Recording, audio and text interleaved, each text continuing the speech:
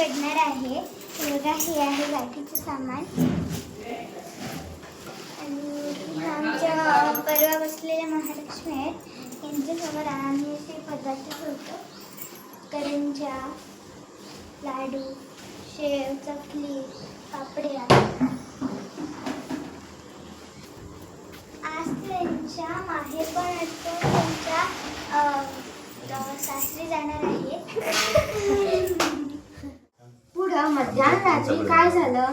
नागकन्या दाखव घेऊन घरी आलो. तो तुझं बोलवणं आलं. राजाने हकीकत ऐकली, आनंदी झाला. पोराला अर्ध राज्य दिलं, भंडार अर्धा दिला, माडीची माडी बांधून दिली, नवलवाट नाव ठेवलं. पुढं मादारीचा पोर आनंदाने वाहू लागला. ही बातमी राणीला समजली. राणींनी नवलवाटाला बोलवणं धाडलं. महालक्ष्मीचा वसा कसा वसावा म्हणून विचारलं. नवलवाटाने तातू दाखवला. तिला सांगितले, अश्विन मास येईल, पहिली अष्टमी येईल, त्या दिवशी 16 सुताच्या तातू तेल हळद लावून करावा.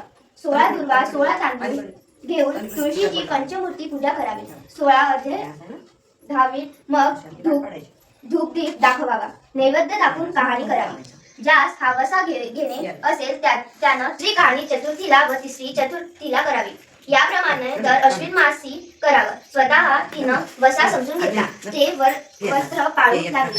पुढे एके दिवशी काय झालं? राणीपाठ खेळू लागला. राजानं राणीचा तातू पाहिला. हे काय म्हणून विचारले. राणीनं तातूची हकीकत सांगितली. राजा म्हणाला, माझे घरी हारे बहू, दोरे बहू, कांकणे बहू, काळवे बहू, व्रताचं सातू तोडू द्या.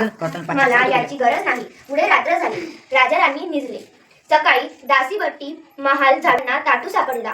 दासीने तो तातू नवलवाटात आला. इतक्यात काय चमत्कार झाला? त्याला नावडती राणी भेटली. तिनं तो तातू मागितला. हा म्हणाला, उच्चेल मारशील, घेतला वसा टाकून देशील. तिनं सांगितलं, उठणार नाही, मारणार नाही, घेतला वसा टाकणार नाही. तसा तातू तिच्या हवाली केला. वसा सांगितला. पुढे अश्विन मास आला. पहिली अष्टमी आली. त्या दिवशी काय चमत्कार झाला? देवी महालक्ष्मी मातारीचं सोंग घेतलं. पाटमादेव राणीच्या महाली गेली. महालक्ष्मीनं तिला आठवण आहे किंवा नाही हे पाहू लागली. तो घरात पाटमादेव राणीला म्हणू लागली, अगं पाटमादेव राणी, पुत्राची माय, आज तुझ्या घरी काय आहे? राणीनं उत्तर दिलं, आज माझ्या घरी काही